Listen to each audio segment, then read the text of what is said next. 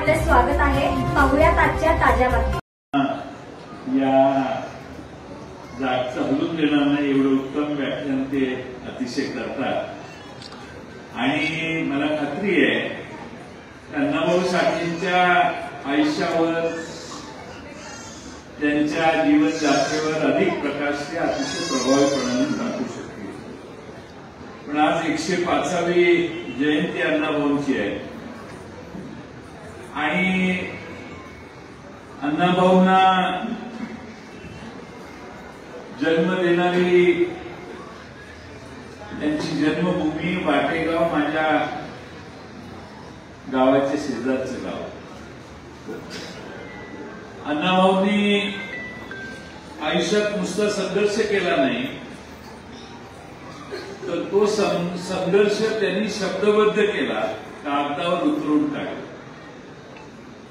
अण्णाभाऊंनी संघर्षाची दोन हात कसा सामना करायचा हे माणसाचं स्फुल्लिंग जाग करेल अशा पद्धतीने लिहून काढलं आणि त्यामुळे अण्णाभाऊंचं सगळं साहित्य हे नव्या पिढीला कायम प्रेरणादायी ठरलेलं.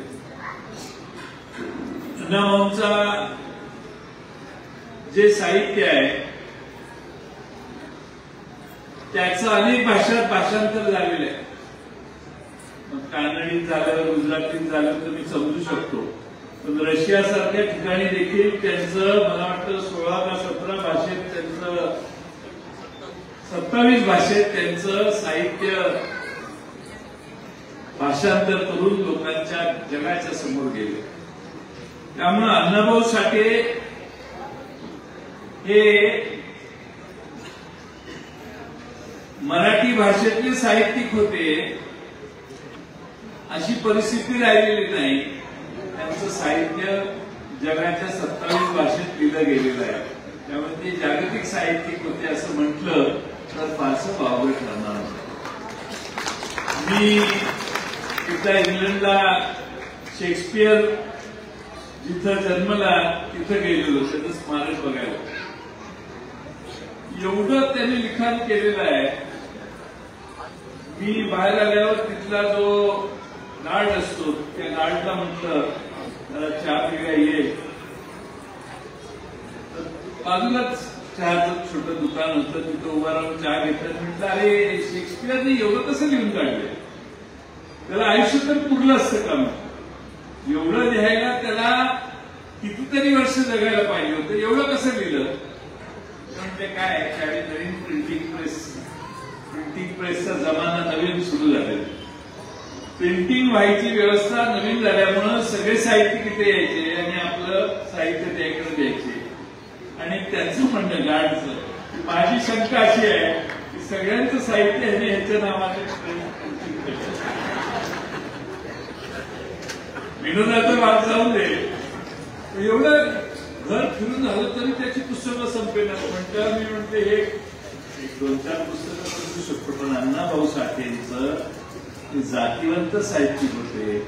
त्यांचं साहित्य जगाने मान्य केलं कारण ते त्यांच्या अनुभवातून आलेलं साहित्य. त्यांनी सांगितलेलं होतं की मला काही कल्पनेच्या भराऱ्या मारता येत नाही, मी तळ्यातल्या बेडूक आहे. मला जे अनुभवलं मी तेवढंच मी लिहून दिलेलं आहे, तेवढ्यावरच मी माझं मनोगत व्यक्त करण्याचा प्रयत्न केलेला आहे. अण्णाभाऊ प्रचंड प्रतिभावान होते.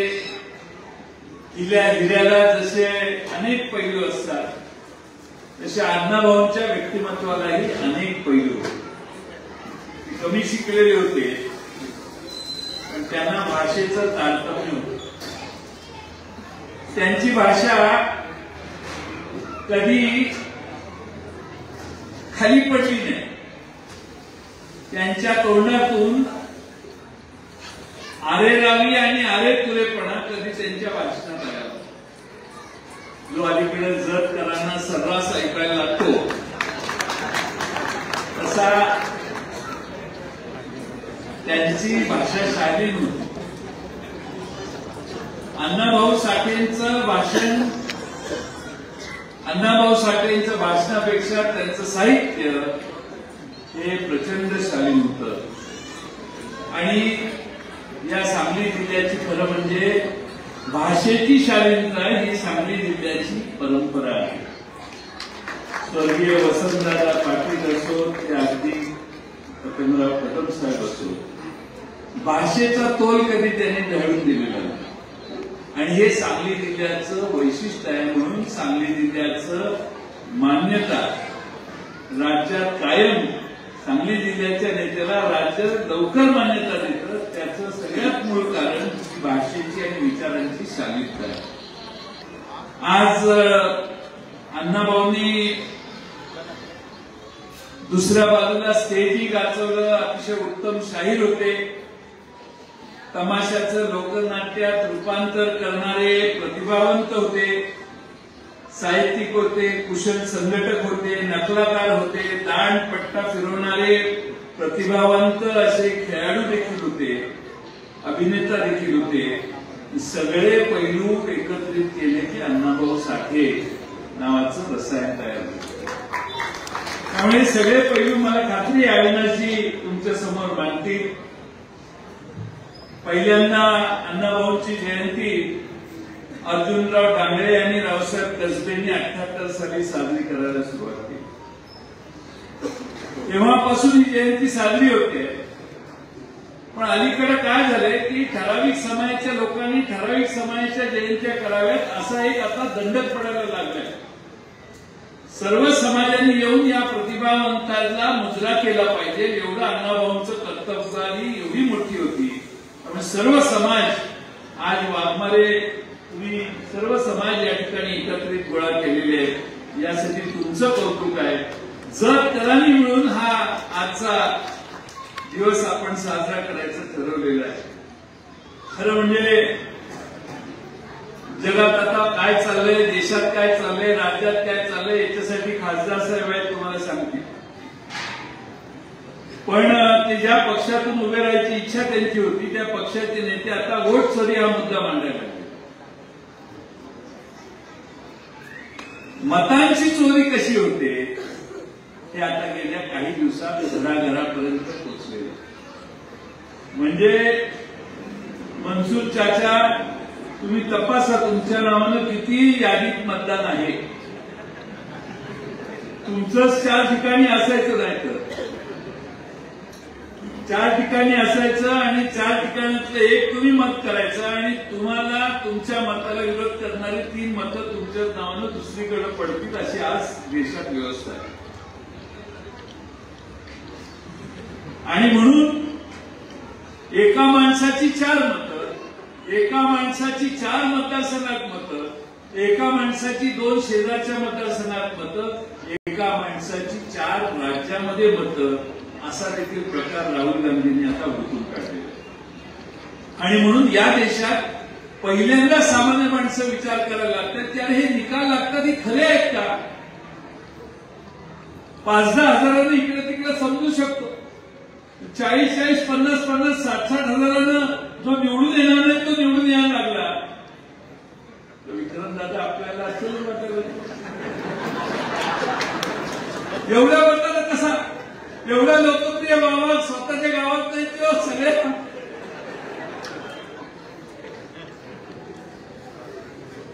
मला कमाल वाटते. मतांची चोरी भारतात होते हे आता देवेंद्र फडणवीसांनी देखील मान्य केलं. त्यांनी सांगितलं पृथ्वीराज चव्हाणांची 13 मतं आहेत त्यातली 9 मतं 2 ठिकाणी लागलेली आहेत.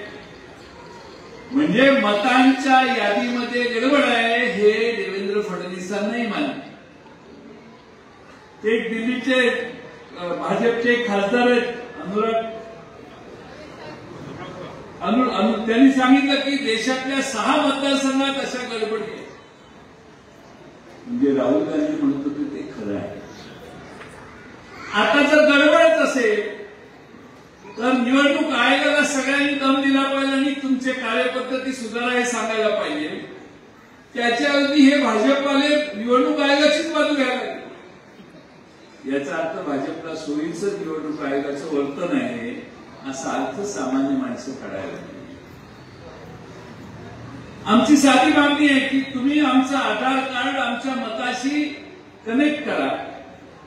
आमचं नाव आणि आमचं आधार कार्ड एकत्रित असेल तर तसा दुसरा एकही मत तुम्ही म्हणता ना, एक वोट एक nation, one nation one election, one nation one इलेक्शनच्या ऐवजी वन नेशन वन वोट एवढं करा.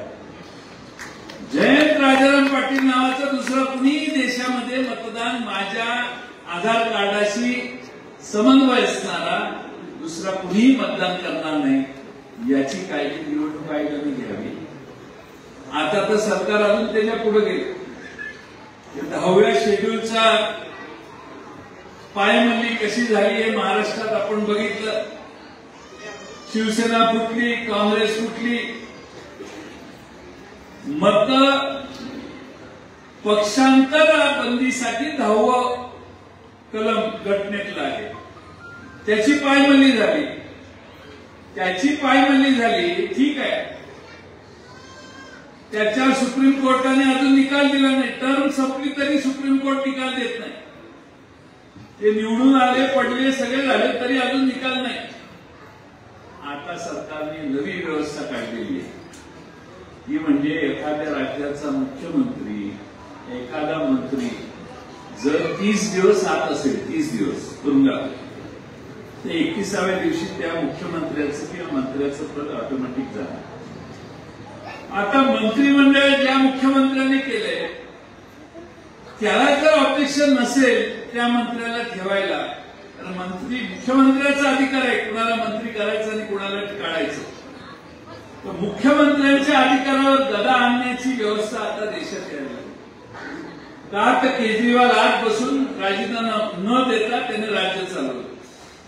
हेमंत सोरेन नावाचा मुख्यमंत्री झारखंडचा, त्याला राजभवनावर अटक झाली, तो आत होता, राज्य चालत राहील. मी हे तुम्हाला सांगतोय की सत्तारूढ पक्षाच्या मनाच्या विरोधी जर कोणी या देशात काम करायला लागला, चंद्रबाबू नायडू असेल, नितीश कुमार असेल, आमच्या ममता बॅनर्जी असतील, या कायद्यामुळे त्या कधी त्यांना काढू शकतात. काय कोणातरी सांगायचं डिस्काउंटर होतो, 30 दिवस रत्नी का 31व्या दिवशी मुख्यमंत्री गेला की सरकार पडतं, मुख्यमंत्रीच गेला तर सरकार पडणार. सरकार पडलं की बाकीचा खेळ कसा करायचा याच्यात महाराष्ट्रात आदर्श उदाहरण यांनी घालूनच दिलेलं आहे.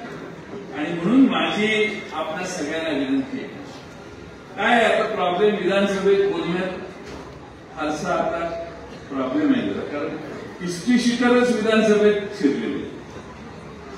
हिस्ट्री शीटर विलासराव जगताप साहेब विधानसभेत असल्यामुळं विधानसभेत विचार मांडणंही अवघड व्हायला लागले. आणि त्यामुळं हा मतचोरीचा प्रकार, बाकीच्या चोऱ्या आपण ऐकतोयच, आता मतचोरीचा प्रकार आहे. तर ह्या सगळ्यांच्याकडून काही वेगळी अपेक्षा आहे असं आम्हाला कुणाला वाटत नाही. खरं म्हणजे मी आपला जास्त वेळ घेणार नाही. माझी आपणा सगळ्यांना विनंती आहे की आपण जरा या देशाचं संविधान राखण्यासाठी काय करता येईल याचा विचार करा. डॉक्टर बाबासाहेब आंबेडकरांनी संविधान दिलेलं आहे आणि अण्णाभाऊ साठेंसारख्या महान व्यक्तिमत्वाने या संविधानाची, लोकशाहीची बूज कशी राखायची, कशी राखली गेली पाहिजे हे त्यांच्या कवितेतून, त्यांच्या पोवाड्यातून, त्यांच्या साहित्यातून सतत देशाला सांगण्याचं काम केलं. आणि म्हणून आपल्या सगळ्यांना अण्णाभाऊ साठेंची जयंती करण्यासाठी एकत्रित का केलं, तर तुम्हा सगळ्यांना या देशाचं संविधान राखण्यासाठी आपल्याला काय काय केलं पाहिजे याचा विचार करत आपण या सभेतनं मागे जायला पाहिजे. आणि म्हणून मी अविनाश वाघमारेंचं मनपूर्वक अभिनंदन करतो.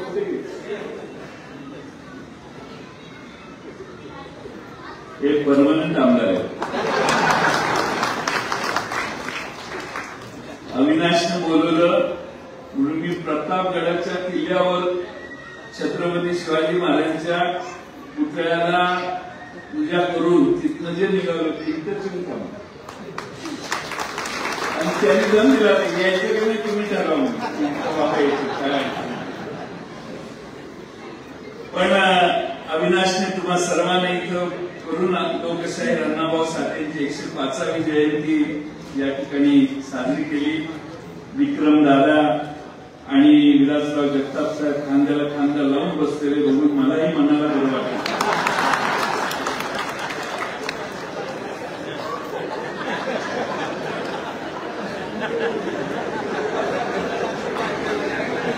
शरद पवार साहेब आले होते आपल्या काकांच्या पुतळ्याचं अनावरण करायला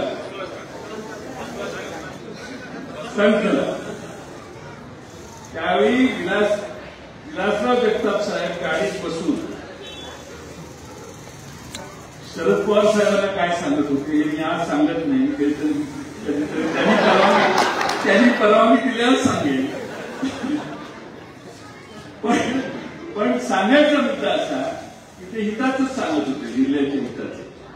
त्यामुळं आज आपल्या सर्वांना माझी विनंती आहे की आपल्या सगळ्यांच्या अण्णाभाऊ साठेंच्या साहित्यातून ज्या भूमिका या ठिकाणी अविनाशजी मांडतील त्या घरी घेऊन जावा आणि याच भूमिकेनं आपण सगळ्यांनी जगण्याचा प्रयत्न करूया अशी अपेक्षा व्यक्त करतो. मी वाघमारे साहेबांच्या आदेशाला पाळून मी इथं आलेलो आहे.